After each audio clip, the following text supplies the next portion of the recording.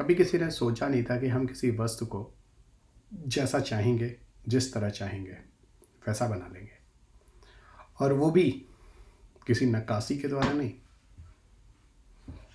किसी प्रिंटर के द्वारा।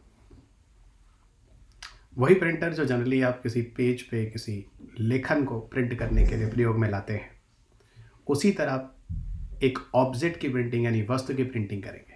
एक ऐसा प्रिंटर मैं आपको बताने जा रहा हूँ जहाँ पर किसी वस्तु को बना सकते हैं। अगर मेरे हाथ में एक पेन है तो एक पेन आप बना सकते हैं। अगर मेरे हाथ में एक ग्लास है तो आप इस ग्लास को बना सकते हैं। है ना सोचने की बात। और जिस तरीके का चाहेंगे उस तरीके का बनाएंगे। जो आकार देना चाहेंगे, जो डिज़ाइन देना चाहेंगे, कोई नक्काशी करना चाहेंगे, इवन कोई आभूषण भी बनाना चाहेंगे तो एग्जैक्टली आप उसी तरह का बनाएंगे। है ना सोचने की बात। सो विज्ञान का चमत्कार, अंत किसी को पता नहीं, तो विज्ञान को भी हम अनंत अगर हम तकनीकियों में काउंट कर लें, गिन लें, तो मेरे ख्याल से अतिशयोक्ति नहीं होगी। 3D प्रिंटर का जो टॉपिक है, इसमें मुख्य परीक्षा भी क्वेश्चन रहे हैं और प्रारंभिक परीक्षा भी प्रश्न रहे हैं। मैं इस पूरे टॉपिक को बहुत ही सहज और सरल तरीके से क्रमबद्ध होकर समझाने का प्रयास करूंगा। आज के बाद कभी भी 3D प्रिंटर से जुड़े कोई भी प्रश्न आपके अधूरे नहीं रहेंगे। और ख़ास तौर से जो विद्यार्थी ह्यूमैनिटी बैकग्राउंड्स के हैं, सो उन्हें इन चीज़ों को समझने में और ज़्यादा आसानी मिलेगी। इसमें मैंने एक चीज़ और लिखा, भाग वन क्यों लिखा है? क्योंकि ये लेक्चर बड़ा है। इसमें 3D प्रिंटर्स के अगर और भी ऑप्शंस हम देखें और भी विकल्प देखें तो 4D प्रिंटिंग भी है, अंगों की प्रिंटिंग भी है, यानी आप पूरा अंग बना सकते हैं। और मैं कोई मशीन का अंग नहीं बोल रहा, मैं आपका वास्तविक अंग बोल रहा हूँ। ओके, तो आइए अभी धीरे धीरे उसकी चर्चा भी करेंगे। तो इसका एक भाग और होगा, जो दूसरा भाग होगा, जहाँ मैं आपको 4D प्रिंटिंग के बारे में बताऊँगा और वहाँ पर मैं आपको अंगों की प्रिंटिंग भी बताऊँगा। सो यह पूरा का पूरा जो समसामयिकी है और एक एवरग्रीन टॉपिक है, हमेशा ही न्यूज़ में रहने वाला, उस टॉपिक को लेके हम यहाँ पे चर्चा करते हैं। और मैं डॉक्टर रवि अग्रवाल आप सबका अनअकैडमी के प्लेटफॉर्म में हार्दिक स्वागत करता हूँ। छोटा सा ब्रीफ इंट्रोडक्शन मैं अपने बारे में देता हूँ। मैंने IIT दिल्ली से PhD की है। मेरी एक संस्था है गोरखपुर में, पूर्वांचल एज के नाम से, जहाँ का मैं संस्थापक हूँ। वहाँ आपको फेस टू फेस कक्षाएँ दी जाती हैं दिल्ली के अध्यापकों द्वारा। मैं आपको विज्ञान, तकनीकी और पर्यावरण पढ़ाता हूँ। पिछले 18 वर्षों से मैं पठन पाठन का कार्य कर रहा हूँ। 1000 से अधिक विद्यार्थी ऐसे हैं जो सिविल सेवा परीक्षा में चयनित हो चुके हैं। मेरी 2 किताबें हैं जो मैकग्रा हिल से प्रकाशित होती हैं। एक विज्ञान तकनीकी पर आती है, दूसरा पर्यावरण की पुस्तिका आती है। पर्यावरण की पुस्तिका अभी द बेटर इंडिया में बेस्ट पर्यावरण UPSC सिविल सर्विस की तैयारी के लिए बेस्ट बुक में कंसीडर की गई है, क्योंकि इससे काफ़ी प्रश्न UPSC के प्रारंभिक परीक्षा और मुख्य परीक्षा में रहे हैं विगत वर्षों में। ये मेरा टेलीग्राम प्लेटफॉर्म है, जहाँ से आप मेरे पूरे PDF को ले सकते हैं और अपना समय बचा सकते हैं, जो कि बहुत ज़्यादा ज़रूरी है। अनअकैडमी पर जो मेरा प्रोफाइल है unacademy.com/@2010 पर अवेलेबल है। यहाँ पर आप मेरी प्लस की कक्षा देख सकते हैं और प्लस के साथ साथ कुछ विशेष जो स्पेशल कक्षाएं होती हैं उन्हें भी आप ज्वाइन कर सकते हैं। स्पेशल क्लासेस जो होती हैं वो निःशुल्क होती हैं। वहाँ पर जीव विज्ञान की कक्षा है, जिसे लेकर मैं आपके साथ 9 बजे रात्रि में आपके साथ लाइव होकर मिलता हूँ। मेरा जो कोड है, कोड ज्वाइन करते समय रवि UPSC कोड को ज्वाइन करना ना भूलें। इससे आपको छूट भी मिल जाती है कोर्सेज ज्वाइन करते समय। ये अनअकैडमी के हाईली प्रोफेशनल और एक्सपीरियंस फैकल्टीज़ हैं, जिनको आप अक्सर सुनते रहे हैं। ये सारे के सारे फैकल्टीज़, इवन अध्यापक, आपको एक ही मंच पे उपस्थित हैं। ये आपके लिए सौभाग्य है कि सारे के सारे अध्यापक आपके साथ एक ही मंच पे, इनमें से किसी की भी आप कक्षा देखना चाहें तो आप लाइव सेशन में आके जुड़ सकते हैं। अनअकैडमी आपको इंट्रोडक्टरी प्राइस ऑफर देता है, जहाँ पर एक्स्ट्रा 10% ऑफ के साथ 10% और एक्स्ट्रा अगर आप ऑफर देता है अगर आप मेरे कोड को यूज़ करते हैं, रवि UPSC को। सो कोर्स ज्वाइन कीजिए और इसको ज्वाइन करते समय इस कोड को यूज़ करना ना भूलें, जहाँ पर एक्स्ट्रा डिस्काउंट मिलता है। यह पूरा सेशन 2023 के लिए है। यहाँ पर आपको सारी किताबें और सारे टेस्ट सीरीज़ भी देते हैं। यानी कहने का अर्थ है कि आपको इसके अतिरिक्त कुछ और करने की ज़रूरत ही नहीं है। बस आप मन लगाकर और ईमानदारी के साथ पढ़ाई में जुट जाइए। ये UPSC साइंस एंड टेक के प्रैक्टिस सेशन है, जहाँ विज्ञान तकनीकी के प्रैक्टिस सेशन के साथ मैं आप सबके साथ मिलता हूँ 15 प्रश्नों के साथ 15 मिनट में, हर बुधवार को ठीक 4 बजे से इनरोल करें और मेरे साथ विज्ञान तकनीकी की मस्ती करें। विज्ञान तकनीकी में इंटरेस्ट लें, क्योंकि किसी भी विषय में जब तक रुचि नहीं होती उस विषय में पढ़ने में मज़ा नहीं आता, मन नहीं लगता। तो वो मन और कहीं ना कहीं जो यूपीएससी के अनुरूप जो लगना चाहिए वो सारी दृष्टिकोण को लेकर मैं एक UPSC science technology practice set आपके साथ करता हूँ। हर बुधवार को रवि यूपीएससी कोड के साथ ज्वाइन करें। ये एक यूपीएससी सीएससी मेगा कॉम्बैट है जहाँ 56 प्रश्नों के साथ 60 मिनट में आपको टेस्ट देना होता है मेरे साथ लाइव होकर इस अनअकैडमी के साथ। यहाँ 23 जनवरी 11 बजे परीक्षा है, भूलेगा नहीं। और ये लाइव सेशन होता है। इसको एनरोल करते समय मेरा कोड दिया हुआ रवि यूपीएससी, इसे ज़रूर यूज़ कीजिएगा, इसमें आपको बेनिफिट मिलेंगे।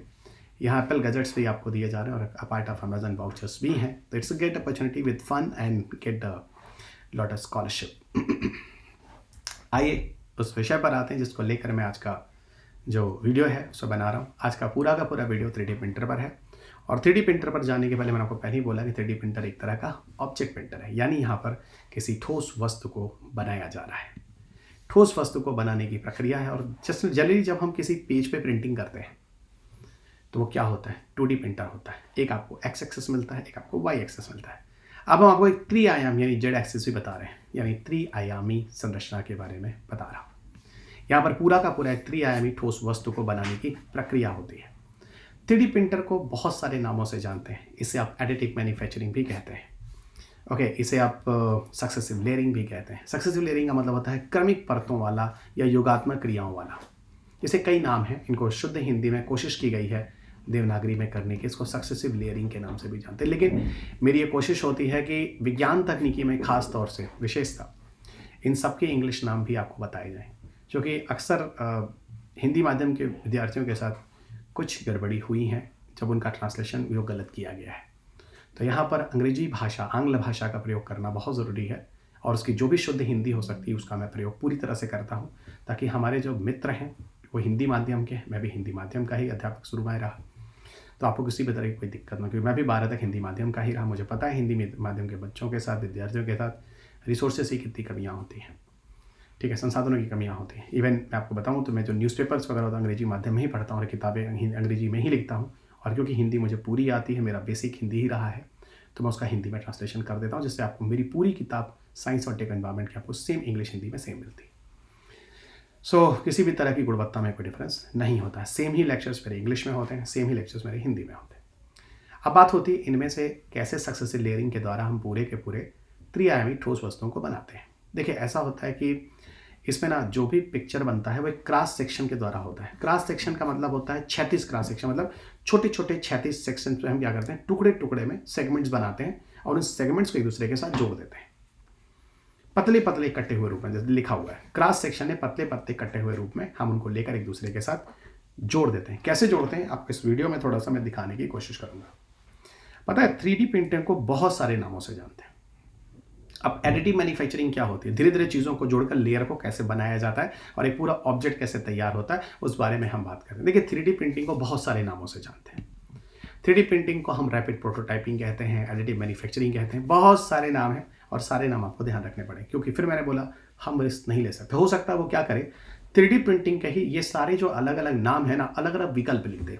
3D प्रिंटिंग इनमें से कौन से तत्व हैं जो सही हैं, तो 3D प्रिंटिंग के बारे में कौन से तत्व है जो सही है या हैं। पहला यह रैपिड प्रोटोटाइपिंग है, दूसरा यह एडिटिव मैन्युफैक्चरिंग है, तीसरा यह क्रमिक परत वाला नियम है, मतलब सक्सेसिव लेयरिंग है। ऐसे आपको तीन ऑप्शन है, कभी इनमें से कौन से सही, तो फिलहाल तीनों सही हैं, उसके तीनों अलग अलग नाम हैं। अब इसमें करते क्या है, इसमें परत दत्त परत हम संरचनाओं को बनाते हैं और परत दत्त परत हम संरचनाओं को बनाने के बाद उनको जोड़ते चले जाते हैं। जैसे एक कोशिश करता हूँ, इस वीडियो में आपको एक कटोरा बनता हुआ दिखेगा, ठीक है, आपको क्या बनेगा, एक कटोरा बनता हुआ दिखेगा, जिसका वीडियो मैं आपको दिखाने जा रहा हूं। ये देखो,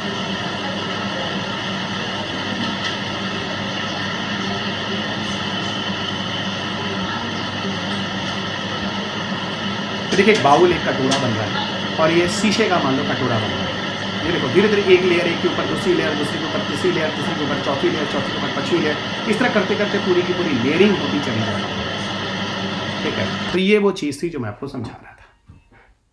अब बात ये होती है कि 3D प्रिंटर में हम कौन कौन सी चीज़ों का उपयोग करते हैं। देखिए जो कार्ट्रिज आप डालेंगे, जैसे आप प्रिंटर में कार्ट्रिज डालते हैं, वैसे यहाँ भी आप कार्ट्रिज ही बोलिए। जिस तरह का कार्ट्रिज आप मटेरियल आप अंदर भरेंगे, उसी चीज़ का आपको वस्तु मिलेगा।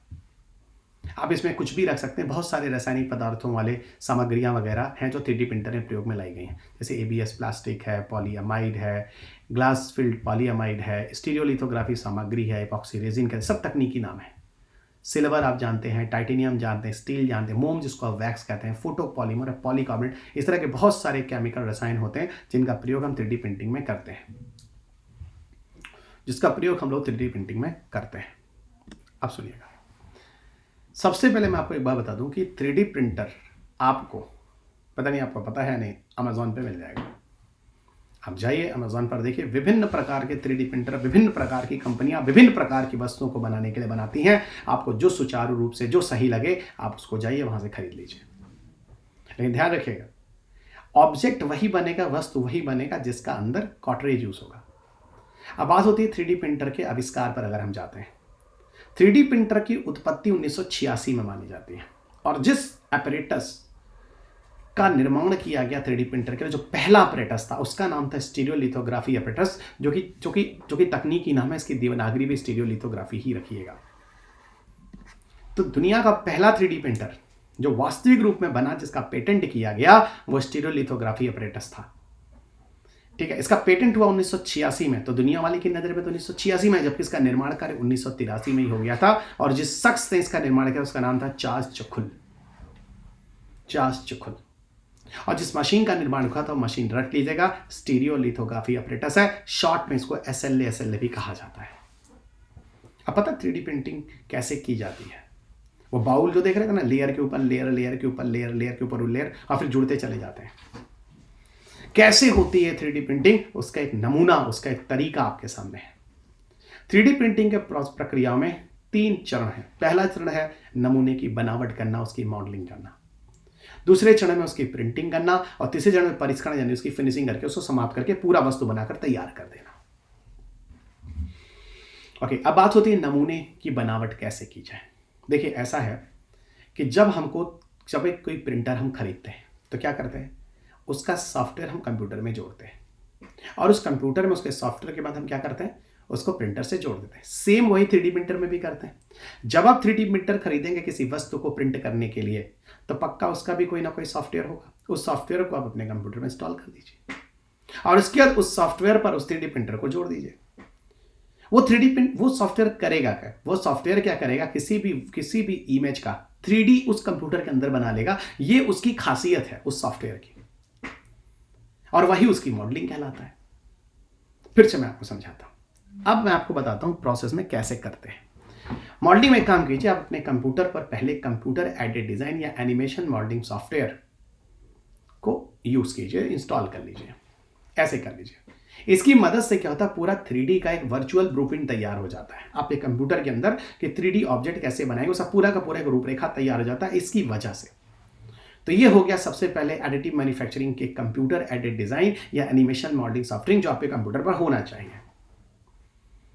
ठीक है, अब जैसे मान लीजिए आपको मेरा फेस का प्रिंट बनाना है, और जिस मटेरियल का मेरा फेस बनाना है वो रबड़ है या फिर वो एक वैक्स है, मोम है। तो कॉटरेज कौन सा यूज करेंगे 3D प्रिंटर में? मोम। और किसकी मॉडलिंग करेंगे? मेरे फेस की। कैसे करेंगे? एक काम कीजिए, मान लीजिए मेरे हाथ में ये डिजिटल पेन नहीं है, ये मान लीजिए मेरे हाथ में एक स्कैनर है। स्कैनर को सामने लगाइए।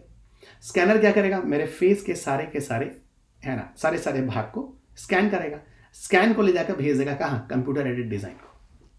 अब एक कंप्यूटर एडेड डिजाइन क्या करेगा, पूरे के पूरे फेस का 3D इमेजेस निकाल लेगा उस कंप्यूटर के अंदर। समझिएगा, ये ऑटोमेटिक है, वर्चुअल ब्लूप्रिंट तैयार कर लेगा। तो आपने मॉडलिंग काम कर लिया, डन, आपने मॉडलिंग काम कर लिया। अब मॉडलिंग के बाद उसकी प्रिंटिंग ऑप्शन दे दीजिए, सेकंड ऑप्शन। जैसे ही आप प्रिंटिंग ऑप्शन देंगे, प्रिंटिंग कैसे होगा, एक लेयर में मेरा फेस तैयार होगा वैक्स का, उसके ऊपर एक और लेयर, जैसे आपने बाउल देखा था अभी, एग्जैक्टली एक लेयर में बनेगा, उसके ऊपर एक और लेयर में बनेगा, उसके ऊपर एक और लेयर में बनेगा, उसके ऊपर एक और, इस तरह करते लेयरिंग, और एक सक्सेसिव लेयरिंग होते चीजें जुड़ती चली जाएंगी। लेयरिंग होते एक सक्सेसिव लेयरिंग में ऑर्डर में जाकर पूरी लेयरिंग होकर पूरा फेस जुड़ जाएंगे, पूरा क्रॉस सेक्शन एरिया होगा, एक ज्यामितीय शेप पे पूरा आकार ले लेगा। इसी को कहते हैं सक्सेसिव लेयरिंग या एडिटिव लेयरिंग। ऐड होना, लेयर का सतह का ऐड होता चलेगा, परत दर परत जुड़ता चला जाना, और फिर वो चीजें धीरे धीरे सूख कर चीजें जुड़ जाएंगी एक दूसरे से। एक चीज और याद रखिएगा, जनरली जो हम कॉटरेजेस यूज करते हैं वो हमेशा या तो लिक्विड रूप में होना चाहिए, द्रव रूप में, या अर्ध ठोस रूप में होना चाहिए। अधिक ठोस रूप में नहीं होना चाहिए, क्योंकि अधिक ठोस चीजों को, कार्ट्रिज को हम कोई शेप नहीं दे पाएंगे मित्र, कोई शेप नहीं दे पाएंगे। ठीक है, आपने मॉडलिंग कर ली, आपने प्रिंटिंग कर ली। प्रिंटिंग के बाद तीसरे ऑप्शन पे आते हैं फिनिशिंग। फिनिशिंग कैसे करेंगे? मान लीजिए प्रिंटिंग के बाद पूरी तरह से चीजें क्लियर नहीं है, मान लीजिए फेस ठीक से फिनिशिंग नहीं है, मान लीजिए, जानते सा तरीका क्या होता है? कुछ प्रिंटर ऐसे आते हैं जहां पर आप पूरे के पूरे फेस को जो आपने वैक्स का बनाया फिर से उस प्रिंटर के अंदर डाल दीजिए, डाल दिया आपने, और उसको फिर से प्रिंटिंग का कमांड दे दीजिए। जब आप दोबारा प्रिंटिंग का कमांड देते हैं तो पता क्या होता है, जो पॉलिशिंग और फिनिशिंग होती है वो उभर कर निकल आती है, और जब उभर कर निकल आती है तो फिर से ये जो प्रिंट है, जो फेस है, पूरा का पूरा परफेक्ट तरीके से आपका इमेज आ जाता है, विदाउट एनी सिंगल एरर, एकदम क्लियर इमेजेस आती है, वह ऑब्जेक्ट आता है। फिनिशिंग समझ में आ गया? मेरे ख्याल से मैंने बहुत ही सिंपल तरीके से, सहज, सरल और क्रमबद्ध तरीके से मैंने आपको विज्ञान की परिभाषा बताई थी, याद है? किसी भी सुसंगठित, सुव्यवस्थित, अक्रमबद्ध ज्ञान को विज्ञान कहते हैं। अगर विज्ञान समझना है तो बहुत सुसंगठित, सुव्यवस्थित और क्रमबद्ध तरीके से चलना है। तो एक्चुअल में मैं क्रमबद्ध ही चल रहा हूं, ठीक है? और आगे बढ़ते हैं। यहां पर एक स्टीरियोलिथोग्राफी 3D प्रिंटिंग को दिखाने की कोशिश की गई है, और इस प्रिंटिंग में आप लोगों को समझाने की कोशिश की गई है। क्या समझाने की कोशिश की गई है समझिएगा। इस प्रिंटर में आपको यह बताने की कोशिश की जा रही है, स्क्रीन पे देखिएगा, कि मान लीजिए ये एक प्रिंटर है, अंदर की चीज है, इसके अंदर द्रवित रूप में रेजिन जैसा एक कार्ट्रिज मटेरियल रखा गया है। द्रवित रूप में रेजिन कार्ट्रिज को रखा गया है, ठीक है? ये क्या है? ये एक पिस्टन है, ये एक पिस्टन है, ये एक पिस्टन है, ठीक है? अच्छा, ऊपर से लेजर लाइट आ रही है, प्रिंट हमने दे दिया है, कमांड हमने दे दिया। अब क्या करेगा? एक लेयर को उसने एक तरीके से सुखाया है, ठीक है? लेजर लाइट से सुखाया है एक शेप में, उसके ऊपर एक दूसरे लेयर में एक दूसरी चीज को सुखाया है, तीसरे में उस रेजिन को तीसरे तरीके से सिखाया है, चौथे पांचवा, ऐसे करते करते एक लेयर के फॉर्म में सारे रेजिन को सुखाता करके एक जोड़ता चलकर अंत में जाकर एक वस्तु का निर्माण कर दिया। यहां देखो, नीचे आपको द्रवित रेजिन दिख रहा है, ऊपर आपको सॉलिड रेजिन दिख रहा है। मैंने अभी क्या बोला था? कार्ट्रिज हमेशा आपको द्रव या अर्ध ठोस रूप में रखना होगा, और उसको धीरे धीरे उस टाइप के शेप में आपको जोड़ते चले जाना है। एग्जैक्टली यहां वही तो कर रहे हैं, एग्जैक्टली यहां पर वही काम तो कर रहे हैं, और अंत में जाके पूरा का पूरा ऑब्जेक्ट तैयार हो जाता है। ये पूरा ऑब्जेक्ट तैयार हो गया आपको, ये क्या है? पूरा का पूरा ऑब्जेक्ट तैयार हो गया। यही है स्टीरियोलिथोग्राफी का 3D प्रिंट। अब पिस्टन से ऊपर कर दीजिए, आप ऑब्जेक्ट को बाहर निकाल लीजिए, फिर पिस्टन नीचे लाइए और फिर प्रिंटिंग निकालिए, फिर प्रिंटिंग कीजिए। यह है पूरा का पूरा स्टीरियोलिथोग्राफी 3D प्रिंटिंग, ठीक है? और धीरे धीरे ये आप ठोस वस्तुओं में परिवर्तित कर लीजिए। और आगे बढ़ते हैं। अब बात होती है कि 3D प्रिंटिंग का हम कहां कहां उपयोग करेंगे। देखिए, ऐसा है, कोई ऐसा क्षेत्र नहीं है जहां पर 3D प्रिंटिंग का उपयोग ना किया जा सके, इसीलिए मैंने सारे ही नाम लिख दिया। अगर कोई नाम आपको छूटा लिखे तो वहां भी आप जान लीजिए 99% केसेस में 3D प्रिंटिंग से कोई ना कोई वस्तु तो बनेगा ही, उनसे जुड़ी हुई चीजों से लेकर। जैसे चलिए मैं आपको एक दंत उद्योग समझाने की कोशिश करता हूं, जो मैंने अंग्रेजी वाले लेक्चर में भी समझाया है। मान लीजिए कि आप किसी डॉक्टर के पास जाते हैं, दांत में कुछ एरिया है जो होल बना हुआ है, ठीक है? उस दांत के अंदर उस होल को भरना है, ठीक है? कितना एरिया का आपको पूरा फिलिंग बनानी है, उसको डॉक्टर बुलाएगा, 2 दिन बाद आपको तैयार करेगा। दांत बनाना है, लगाना है, तो पूरी उसकी स्कैनिंग होकर उसी शेप का 100% दांत बन जाएगा। मान लो कहीं छोटा सा नहीं तो गैप रह गया तो कोई नहीं, उसमें जीवाणु ग्रो करेगा, आगे चलकर कुछ दिन बाद फिर वो दांत दर्द होगा, फिर वो समस्या बनेगा। लेकिन यहां पर दंत उद्योग में आप स्कैनिंग करके प्रॉपर शेप का आपने दांत का मटेरियल लेकर उसको भर दिया। मैं एक उदाहरण देकर समझाने की कोशिश करूं, अब क्या परफेक्ट ऑब्जेक्ट बनेगा। अरे गोल्ड रोड इंडस्ट्री में और क्या क्या में क्या नक्शा और क्या चीज बनाकर उसकी प्रिंटिंग कर लो भाई, क्या समझ रहे हो आप?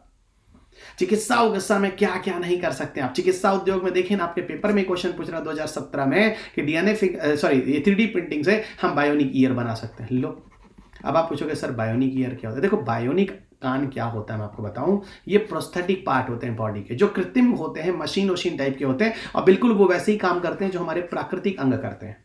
तो सर आप ये कह रहे हैं कि मशीन वाला कान हमने बनाया, कह लीजिए देसी भाषा में समझने के लिए, टेक्निकल भाषा में उसको बायोनिक ईयर या बायोनिक कान बोलिए। आपको एक वीडियो में जल्दी बनाऊंगा बायोनिक ईयर को लेकर, बायोनिक मैन को लेकर, आपको समझ में आ जाएगा।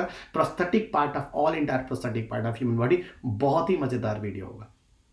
अब देखिए, किस इंडस्ट्री में नहीं कर सकते हैं, सब में कर सकते हैं।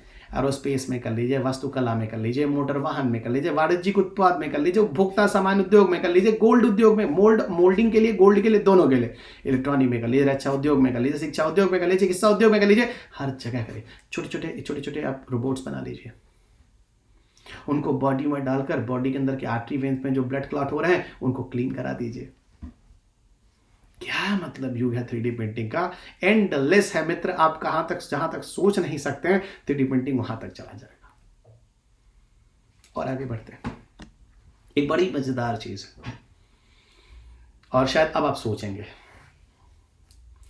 क्या कोई ऐसा प्रिंटर भी हो सकता है जो खाना बना सकते हैं, खाने की चीजें बना सकते है? अब ये मत पूछेगा कि सर हमारा पिज्जा बनेगा या बर्गर बनेगा या अरहर की दाल बनेगी, लेकिन संभव है। और एक ऐसा प्रिंटर है जो मैं आपको यहां लेकर आया हूं जिसका नाम है फूदनी। बहुत ही अलग, मतलब एकदम अलग नहीं है लेकिन काफी हद तक अलग है। इसमें करते क्या है, इसमें जो मटेरियल जो होता है असल में स्टेनलेस स्टील का बना हुआ कैप्सूल होता है, उसके अंदर हम लोग स्क्वीज कर देते हैं, मतलब दबा कर अंदर इंटर करके खाद्य सामग्री को अंदर क्या करते हैं, फिल कर देते हैं। स्टेनलेस स्टील का बना होता है, उस कैप्सूल के अंदर हम कार्ट्रिजेस भर देते हैं। तो कार्ट्रिजेस किसी खाने का होता है, किसी प्रोडक्ट का होता है, और उसी प्रोडक्ट या उसी कैप्सूल को क्या करते हैं, उसी कैप्सूल के अंदर जो फूड मटेरियल डालते हैं उस तरह का फूड बनकर तैयार कर देता है ये, जब हमें उसकी जरूरत होती है। लेकिन आप कार्ट्रिजेस हमें यूज करना, कितना कमाल का दिन आने वाला है ना। हम सब अपने मम्मा पापा से दूर होते हैं, अपनी पढ़ाई के दौरान में अपने मम्मा पापा से दूर जाते हैं, है कि नहीं, बड़ा मिस करते हैं। और कई लोग तो अपनी मम्मा के हाथ का वो आलू का पराठा मिस करते होंगे, बहुत सारी चीज़ें मिस करते होंगे। मेरी तो माँ दुनिया में नहीं है, लेकिन मैं बता रहा हूँ कि मैं भी बड़ा मिस करता हूँ। क्या मतलब, जो चीज़ें मम्मा के हाथ की बनती हैं ना, वो चीज़ें, बुरा मत मानिएगा, जितनी भी बहुएं आ जाएं या जितनी भी आ जाएं, बेटियां आ जाएं, पर वो टेस्ट तो नहीं आता है। घबराइए नहीं, आप जो महिलाएं हैं, आपको बुरा लग रहा है तो आप भी माँ बनेंगी एक दिन, आपका बच्चा भी ऐसा बोलेगा। लेकिन वो माँ वाली चीज़ जो होती है ना, एक अलग ही चीज़ होती है। चलिए अब उस बारे में बात ना किया जाए, थोड़ा इमोशनल हो जाऊँगा, ठीक नहीं रहेगा, ठीक है। तो यहाँ हम कह रहे हैं कि घर से जब आप लोग निकलेंगे तो आपकी माता जी आपको कुछ कार्ट्रिजेस दे देंगे इसी तरह का, उसमें आपका फूड आइटम भरा होगा कि बेटे को लिट्टी चोखा पसंद है, या फिर कुछ और स्पेशल चीज़ पसंद है, या फिर ये मुरब्बा पसंद है, या जैसा है ना अचार पसंद। कुछ अचार तो फिलहाल वो तो ख़राब होता ही नहीं है, ठीक है, मुरब्बा भी ख़राब है, मतलब कुछ समझ गए आप, है ना, आप क्या हमसे बुलवा रहे हैं, ठीक है, तैयार करके दे देंगे। हो सकता है 2 महीना आपका चल जाए, फिर कोई आ रहा होगा गाँव से, हमारे गाँव से कोई आ रहा हो, पता चलेगा माता जी फिर कैप्सूल अंदर भर के फिर आपको सामान दे देंगे। पता है, फिर 2 महीना काम चल गया, बाहर का खाने में खाना नहीं पड़ रहा है, तबीयतें खराब नहीं हो रही है। तो मिला जुलाकर क्या मज़ेदार चीज़ है जो फूडनी है, जो मैं आपको कुछ फनी एग्जाम्पल लेकर समझाने की कोशिश कर रहा था, थोड़ा आपको अपनी माँ से जोड़ने की कोशिश कर रहा था, वही चीज़ मैं बता रहा हूँ। ये भी है 3D प्रिंटर का चमत्कार। पता नहीं किस रूप में हम कहाँ 3D प्रिंटर को आगे भविष्य में देखेंगे। ये तो फिलहाल इस लेक्चर का लास्ट था।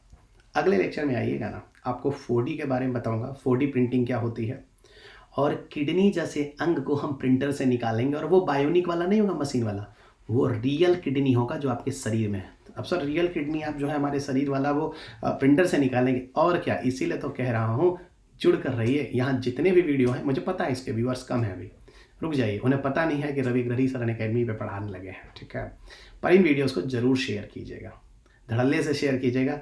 मेंस का क्वेश्चन है ये, पीटी का क्वेश्चन है ये, और क्वेश्चन इसके बाहर भागेगा नहीं, ठीक है। चलिए अब मैं चलता हूँ लास्ट पर, इस वीडियो के अंत में यूपीएससी सीएससी का जो मेगा कॉम्बैट है, जहाँ पर आपको टेस्ट सीरीजेस हैं, 23 जनवरी को है, 11 बजे ज्वाइन करना ना भूलिएगा।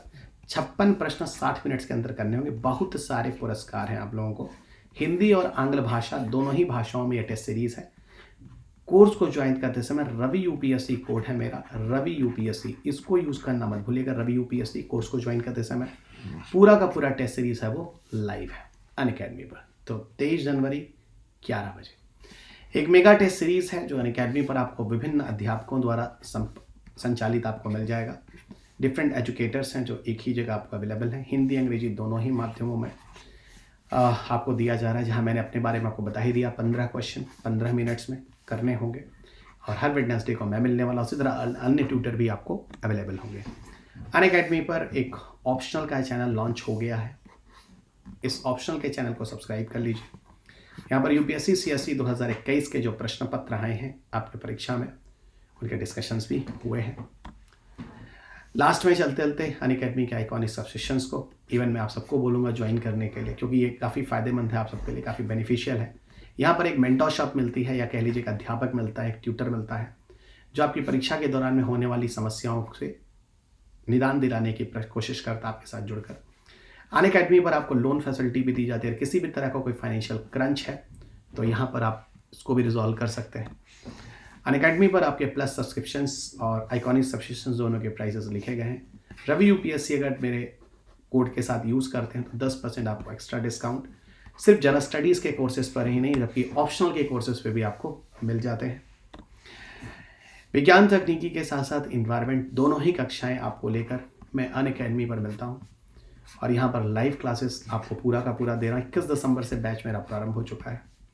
प्लस पर मेरी क्लासेस हैं और मेरा कोड है रवि यूपीएससी। कोर्स ज्वाइन करते समय ज़रूरत पड़ेगी, आपको यूज़ कीजिएगा। टेलीग्राम चैनल पर मेरा पीडीएफ यहाँ पे शेयर होता है, आप यहाँ पे जाके सीधा ले लें। ये मेरा अनअकैडमी का प्रोफाइल है, यहाँ से आप सीधा मेरे प्लस की क्लासेस जो पेड हैं और स्पेशल क्लासेस जो निःशुल्क हैं, दोनों के दोनों ज्वाइन कर सकते हैं। यूपीएससी रवि यूपीएससी कोड है, ज्वाइन करते समय यूज़ करें। यूपीएससी सीएससी 2022 और 23 का बैच 27 जनवरी से स्टार्ट है। 20 किताबें आपको दी जा रही हैं। इस पूरी प्रिपरेशंस में आपको कुछ और करने की ज़रूरत नहीं है। इसे ज्वाइन करें and stay tuned with Unacademy. आपकी पूरी की पूरी प्रिपरेशंस यहाँ हो जाएगी। और अंत में चलते चलते दोस्त, इस चैनल को सब्सक्राइब करना ना भूलें, लाइक और शेयर करना ना भूलें। पीडीएफ आप मेरे टेलीग्राम से जाकर ले लें। चलिए मित्र, अगले लेक्चर में आपके साथ फिर मुलाकात होगी, फिर किसी नई ऊर्जा के साथ, फिर कई नई आशा के साथ, फिर कुछ नए कलेक्टरों के साथ। तब तक के लिए अपना ख्याल रखें, स्वस्थ रहें, खुश रहें और मस्त रहें।